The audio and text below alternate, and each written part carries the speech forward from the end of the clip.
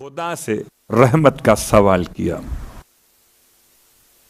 और खुदा की रहमत को रहमत से इत्तिसाल हुआ और इतनी बारिश हुई, एक हफ्ते तक होती रही, जुमे से जुमे तक। एक वो मुहावरा बन गया कि अगर जुमेरात को बारिश होती है, पता नहीं कहां से आया है, लगता है शायद किसी मदीने वाले ने इसको राइज कर दिया हो, और हमारे यहाँ बहुत सारे लोग मिल जाते हैं, अच्छा वो हमारे घर की मजलिस खराब हो जाएगी, अल्लाह मियां बारिश को रोक दें। ऐसी मफाद परस्ती है कि रहमत को रोकने की दुआ मांगी जाती है। अल्लाह अकबर। दुनिया जाए कहीं पर भी, काम सही हो जाए, हमारा काम सही है, बात से बात आगे बढ़ जाती, अपने आप को रोकता हूं। अल्लाह का रसूल ने रहमत की दुआ मांगी, बारिश हो गई, इतना पानी बरसा कि सारे नदियां नाले सब भर गए। एक हफ्ते बाद फिर जुमे का दिन आया, फिर वही शख्स रोता हुआ आ गया पैगंबर की बारगाह, या रसूल अल्लाह, बर्बाद हो गए, लुट गए, अब क्या हुआ? कब पहले प्यास से मर रहे थे, अब डूब के मर जाएंगे। ये बात से बात मिला इसलिए रहा हूं कि ऐसा ना हो कि चाबी किसी गलत लॉक में लगा दें। दुआए सिमात का पहला जुमला है। और अब अल्लाह के रसूल ने फिर खुतबे के दौरान दुआ मांगी, फरमाए परवरदिगार हवालीना वला अलैना, हमारे अतराफ बरसा दे, हम पे मत बरसा। बारिश को रोकने का तरीका, सलवात पढ़े मोहम्मद वाले मोहम्मद।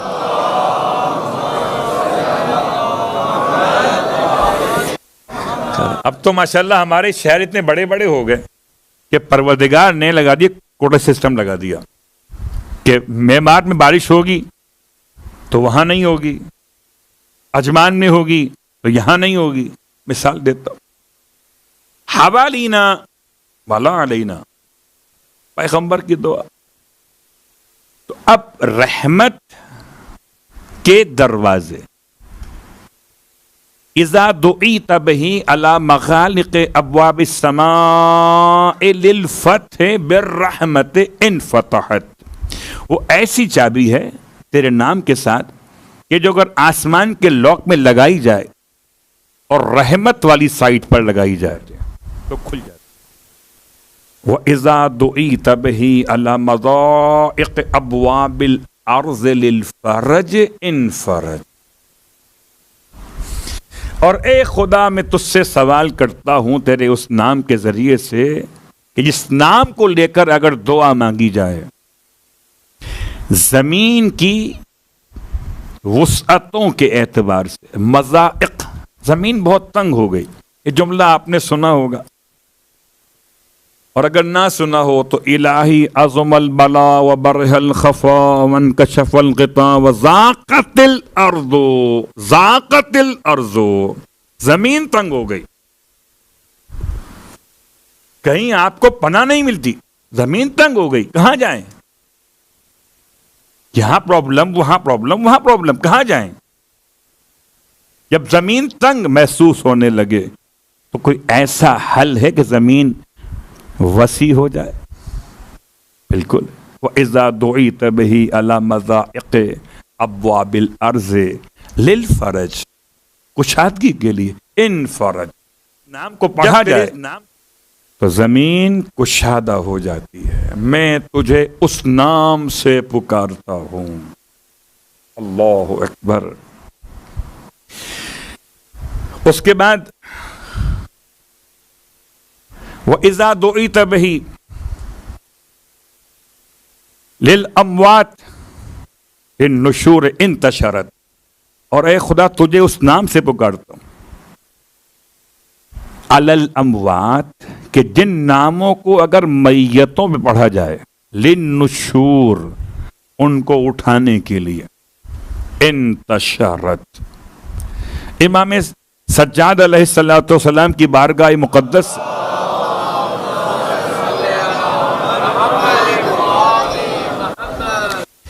ये बात वैसे आप सबके अजहान में महफूज है, लेकिन इस नाम खुदा के हवाले से जो इसमें आज़म या कोड वर्ड्स, अब आजकल तो बहरहाल क्या कहें कि बहुत सारे प्रोग्रामिंग करने वाले सॉफ्टवेयर के हवाले से अब कोड लिखते भी हैं तो एआई की मदद लेते हैं। खैर वो अलग बात है, उनकी अपनी जहानत कितनी है और कितनी मसनूई जहानत से काम ले रहे, लेकिन है तो मसला अपने मकाम पर कि कोर्स लिखा किसने? आपने लिखा है, तो फिर आपके पास कंट्रोल होगा। परवरदिगार आलम के तमाम कायनात के कोर्स किसके हाथ में हैं?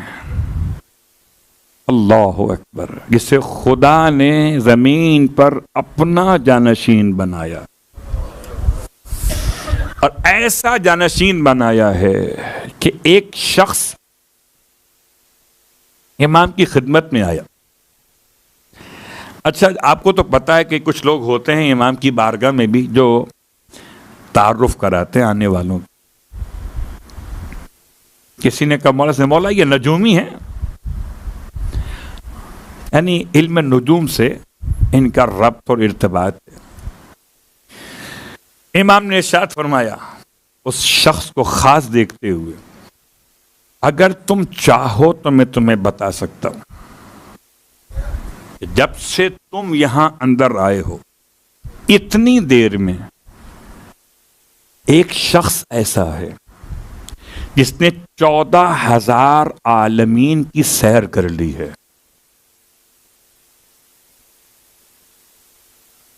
14,000 आलमीन की सैर कर ली है।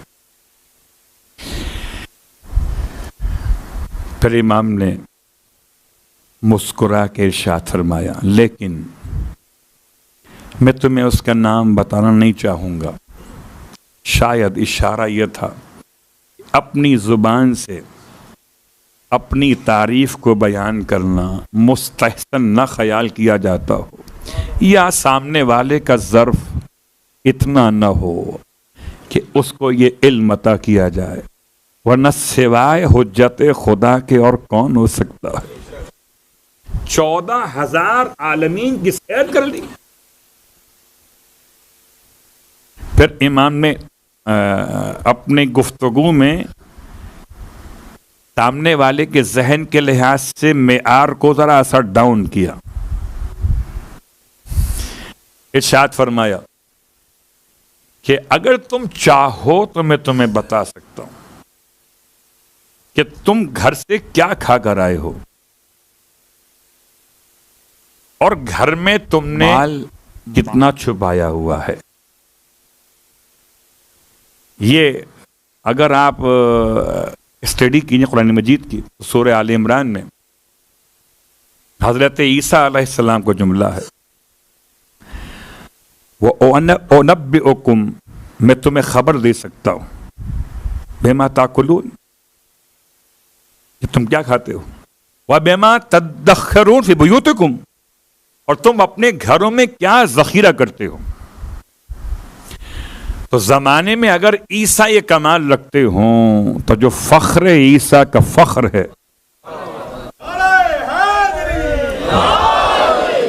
फख्र ईसा का फख्र है कि कयामत में सारे अंबिया, औसिया, आइम्मा, औलिया सब सफों में रहेंगे। एक ही वजूद है जो लब्बैक कहता हुआ सफों से निकल कर आगे आएगा। आईना आईना ज़ैनुल आबिदीन, कहाँ हैं आबिदीन की ज़ैब और ज़ीनत। मैं अपने उन्वान से मुत्तसिल हो गया। और अब इमाम की बारगाह में इसने कहा, इरशाद फरमाइए कि मैं क्या खाकर आया हूं। इमाम ने इरशाद फरमाया, तुमने आने से पहले पनीर खाया है। उसके बाद इरशाद फरमाया, तुम अपने घर में 20 दीनार रख कर आए हो। यह तो बताना मुश्किल काम नहीं है कोई, मगर इरशाद फरमाया उनमें 3 दीनार सिर्फ ऐसे हैं जो वजन में पूरे हैं। 17 का वजन डिफरेंट है, 3 ऐसे हैं। अल्लाह अकबर। ये वजन तो वो बताएगा कि जो वजन जानता हो, वरना ये 20 गिनना किसके लिए मुश्किल बात है। अल्लाह अकबर। इमाम हसन मुज्तबा अलैहिस्सलातु वस्सलाम से जब पूछा गया,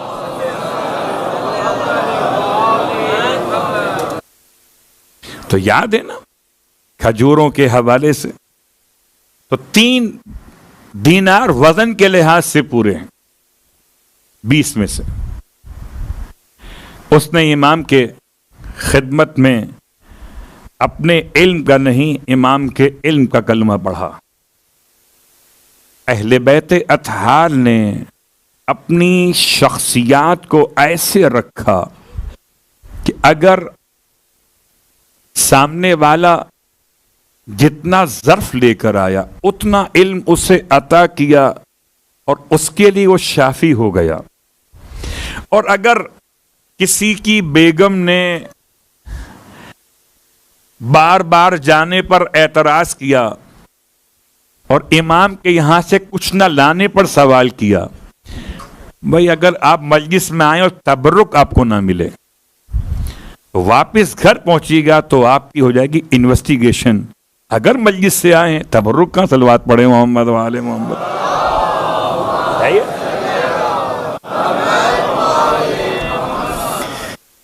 अब ये अलग सा मसला है, बहरहाल बलख का रहने वाला है और इमाम की खिदमत में आता है।